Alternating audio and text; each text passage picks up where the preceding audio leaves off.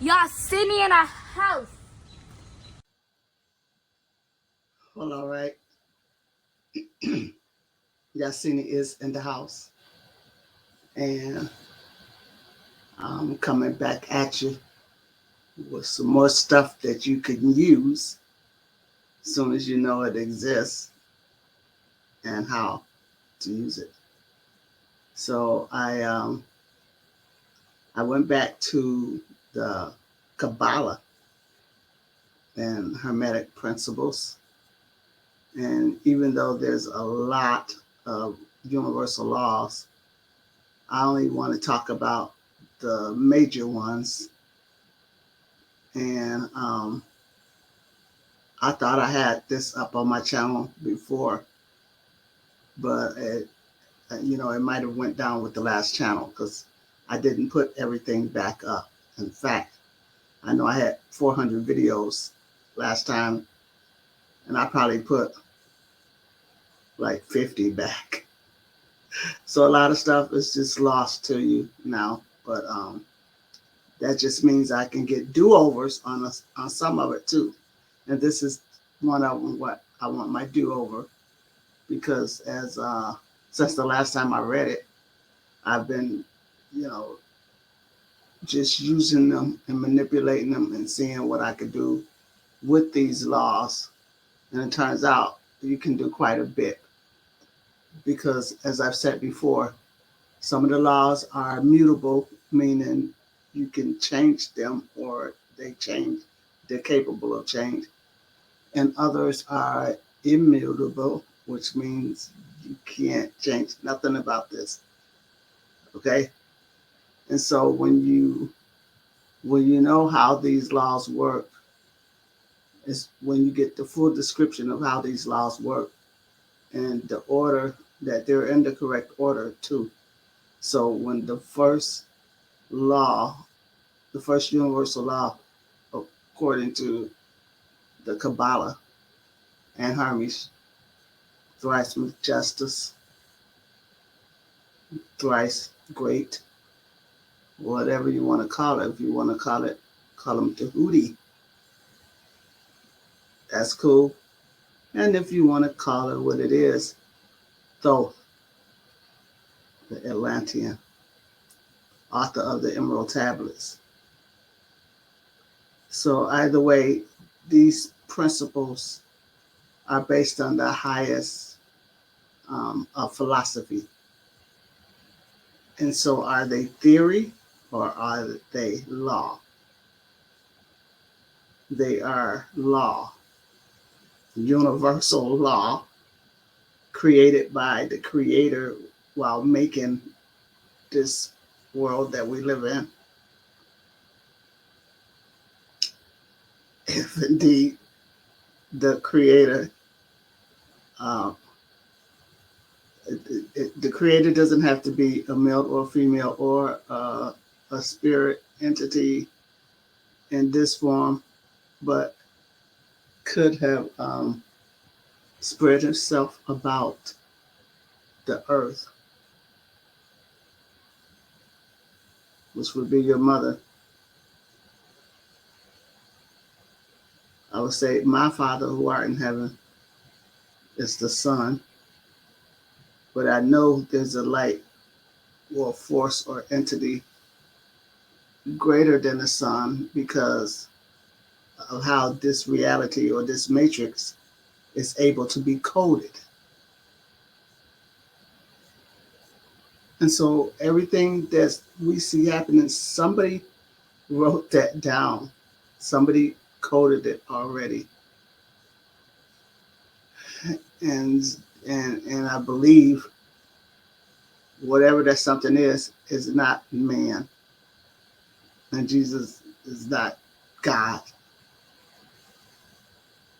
And just stop saying God altogether and you won't be confused. Because what it is, just call it water, or call it love, call it a frequency, call it a supreme spirit, call it what you call it. But if you keep calling it God, then the word God only existed like probably 400 years ago, if that. I say in the 1600s.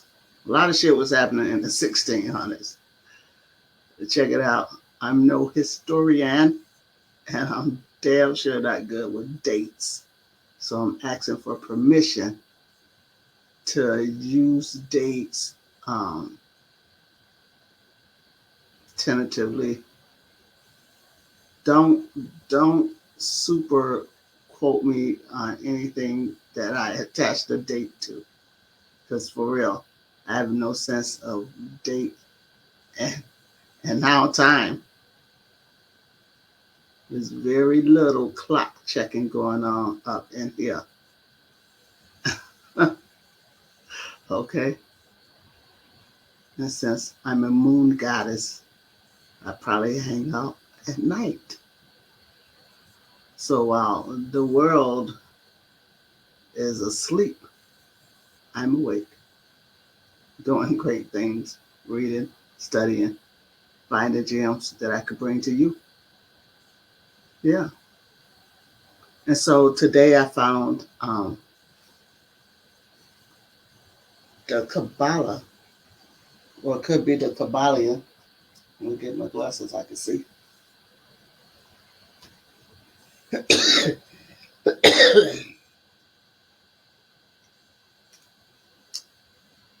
Yep, buddy. So,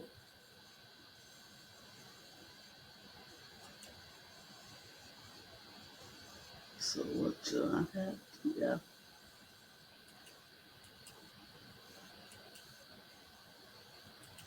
Okay. So I'm share my screen.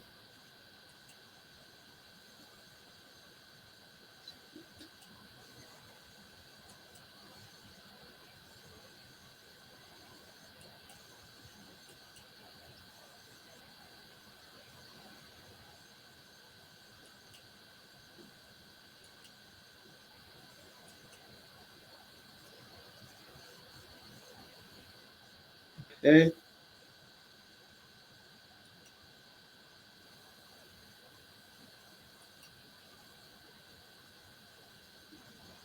Okay. That's what I needed to see. Go ahead. Right there, the Kabalian, a study of the Hermetic philosophy of ancient Egypt and Greece by the three initiates. So somebody said the life of wisdom are closed except to the ears of understanding. Okay? You see this from the Masonic Temple.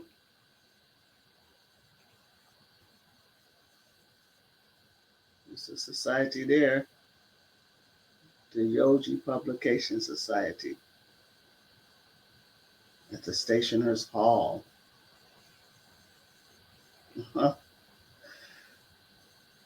Thrice, thrice Majestus, known by the ancient Egyptians as the Great, yep, and Master of Masters. So this little volume of Hermetic teachings is reverently dedicated. And here's some contents. I'm not going to do the introduction. I don't know about philosophy. Yeah, I'm going to start on page 25. Yeah, because there's enough philosophy in here for you to be very interested. So I'm going straight to right here, number one. What to say?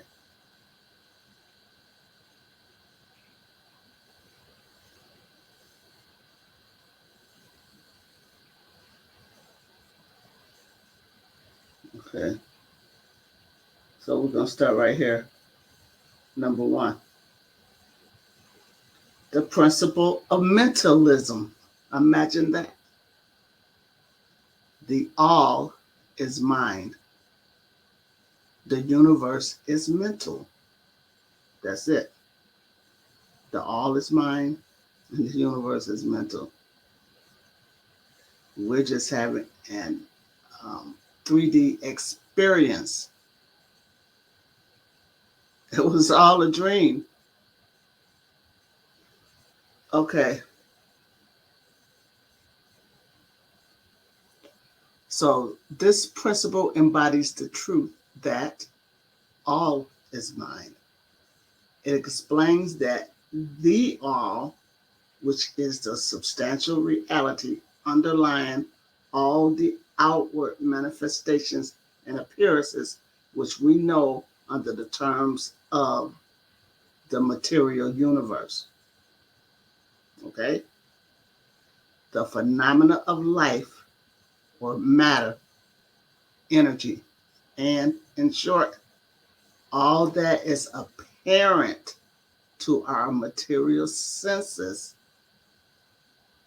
is spirit, which in itself is unknowable and undefinable, but which may be considered and thought of as an universal, infinite living mind.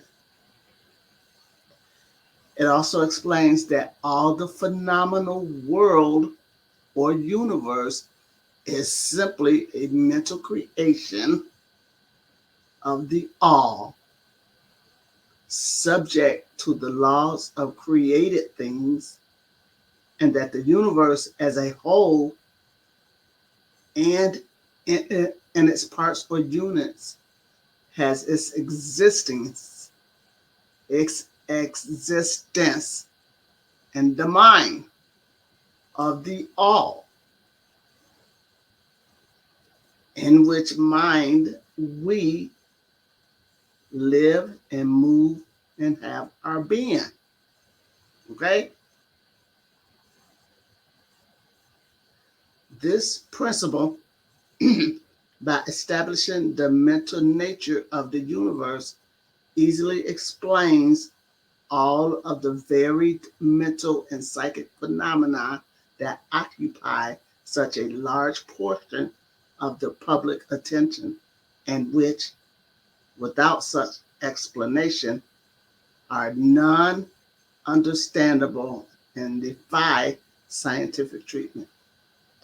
An understanding of this great Hermetic principle of mentalism enables the individual to readily grasp the laws of the mental universe and to apply the same to his well-being and advancement. So the Hermetic student is enabled to apply intelligently the great mental laws instead of using them in a haphazard manner. Okay?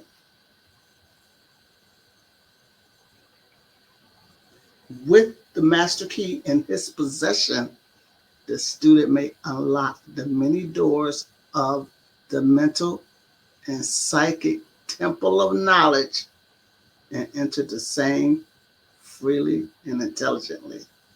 This principle explains the true nature of energy, power, and matter, and why and how all these are subordinate to the mastery of mind. One of the old Hermetic, masters wrote long ages ago, "He who grasps the truth of the mental nature of the universe is well advanced on the path to mastery." And these words are as true today as at the time that they were first written. So without this master key, mastery is impossible.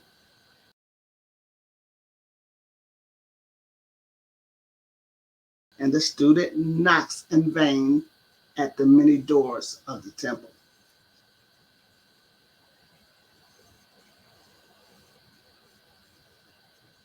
Here we have the principle of correspondence.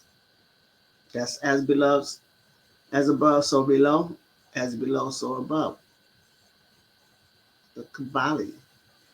So this principle embodies the truth that there is always a correspondence between the laws and phenomena of the various planes of being and life. The old Hermetic axiom ran in these words, quote, as above, so below, as below, so above, end quote. And the grasping of this principle gives one the means of solving many a dark paradox and hidden secret of nature. There are planes beyond our knowing, but when we apply the principle of correspondence to them, we are able to understand much that would otherwise be unknowable to us. This principle is of universal application and manifestation. So, on the various planes of the material, mental, and spiritual universe, it is a universal law. The ancient Hermetists considered this principle as one of the most important mental instruments by which man was able to pry aside the obstacles which hid from the view of the unknown.